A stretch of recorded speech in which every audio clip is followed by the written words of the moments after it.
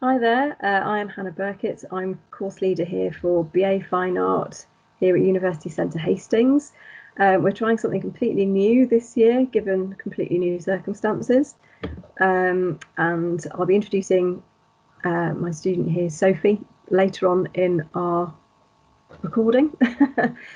So I just wanted to talk through a little bit about what the fine art course is actually about here. The course is designed to offer an opportunity to pursue independent practice framed by critical thinking, experimental working processes, and open discussion for both staff and students. We have a strong contextual studies lecture series as well, which is run by another practicing artist, Angel Rose. Here we feel it's very important for each student to have their own studio space and that they're able to access university facilities such as printmaking, ceramics, woodwork, metalwork, and there's even a glass workshop to really expand your skill sets. The course allows students to pursue professional opportunities such as work placements, curatorial experience, and personal promotion. In recent years, several of our fine art graduates have gone on to postgraduate study at the Royal College, Brighton University and the London Film School. We offer an artist residency for selected graduates here at the university to allow for certain students to continue practice in-house for a year, with opportunities to gain teaching experience and to further professionalise by working with local organisations. We're fortunate to have strong links with the Delaware Pavilion, Towner Gallery and Hastings Contemporary Gallery, as well as local curatorial team Flatlands Projects. And without further ado, I'd like to introduce you to Sophie, who's very kindly joined me today. Sophie is one of our second year students, and I think it'd just be wonderful to actually hear from somebody who's actually studying here at Hastings what it's actually like. So, Sophie, over the past few years, how do you feel your practice has changed? Initially, when I started the BA diploma, we didn't have a particularly strong practice. I wasn't really sure exactly kind of what field of study I stood in. I dabbled in a few different things, feeling that I should probably go with painting, as that's been a particularly strong canon throughout art history. And over the past couple of years, my practice has completely turned on its head and has now got a very strong writing element, using lots of text in different ways, presenting it sculpturally, turning them into books, films, pieces of spoken word, essays, a variety of different ways of viewing, reading and understanding text, but it's done a complete 180 from where it began. That's excellent. Is there a piece of work we can try and have a look at now? Yeah.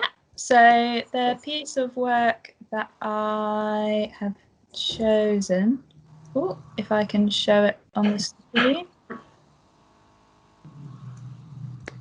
I don't know if it's going to let me. Oh, okay. I might technical hitch. Yeah, but the piece of work that I have chosen to talk about is one of the first things that I made really experimenting with text, and it was made in response to a sculpture that I'd seen over the summer between first and second year, and it's by an artist called Kate Maguire, and it was a huge sculpture inside of a big glass and wood vitrine, and it was made, it's quite a large writhing form, kind of amorphous, but it's covered in pheasant feathers, and I had a very immediate visceral reaction to this piece of work that when I encountered it, and I used this to inform a piece of abstract writing about that visceral experience and my kind of encounter with this object. That was then turned into a book where I really experimented with typeface and different how you would present words on a page, planning them out the way that you would with a painting or a drawing, really thinking about the way that they were taking up space. And then that progressed into also using imagery to reflect the things that I was feeling in a more abstract way than just photographs of the sculpture or direct pictorial depictions of the things that I was describing. And it was a really interesting project for me to do. I think it really helped to kind of develop an understanding of the way that language can function as part of a visual arts practice. And I think it was both really interesting for me to do, but also really interesting for a lot of my peers to kind of see such a different and kind of odd thing as part of an arts practice. Excellent. And we'll try and get that image up so that everybody out there can actually see this piece of work. I think it's really interesting, of course, it's something that addresses a book form, and as you say, relationships with between text and images is still something that can be very much rooted within a fine art tradition. So yeah, I look forward to seeing that one. Have there been any opportunities that you have been able to take up through being on the course? Yeah, so I've been really fortunate to be able to work alongside Flatland Projects. I started there just before the start of my second year, so in August, kind of early September time, and I started working with them on their Coastal Currents programme in September, and then continued to work with them, shadowing both Ben and Billy, who run the project space, getting to have a real insight behind the dedication that they put into each and every show, learning to interact with artists and have professional conversations, learning lots of practical skills about hanging work and the best way to kind of curate a show, and really considering each and every element that goes into the production of each exhibition. I then continued working with them as an intern for the rest of the year, really. I did my work experience with them. I've been able to do several writing projects for them, a couple of which that they included as part of shows, either on their Instagram or as part of the show guide. I was very graciously invited to be a co-curator of a show for a local photographer as well.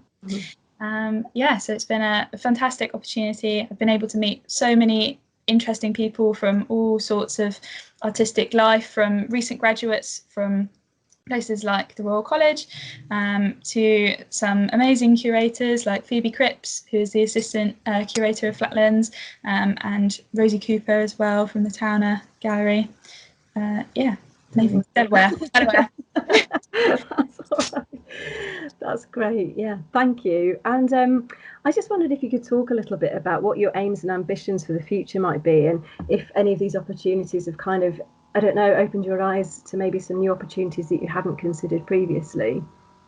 Yeah, so when I kind of started my arts degree, I didn't really have an end goal. I wasn't really sure kind of what to do with it at the end.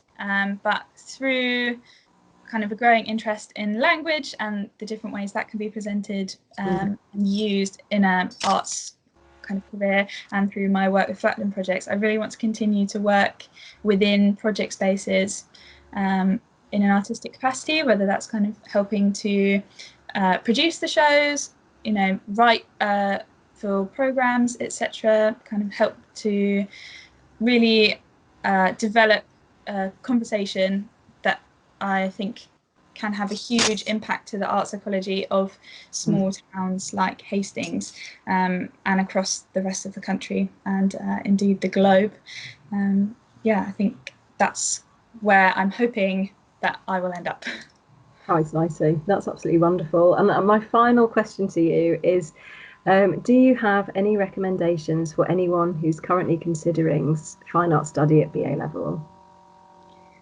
I think, it's quite a cliche thing, but I think to come in with a really open mind. There's not just my own practice, but I've seen other people's practice on my course in this year completely change and develop from what it was they kind of envisioned themselves doing when they began on day one of year one. And I think that having an open mind and a willingness to learn new skills, whether you think you're interested or whether you think you'll use them later on or not, is really important.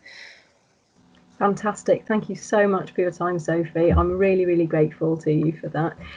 So if there's anybody out there who'd like to know a bit more about our degree courses, please contact us. I'm contactable at hburkett@sussexcoast.ac.uk, and I'll try and include my details around the video somehow.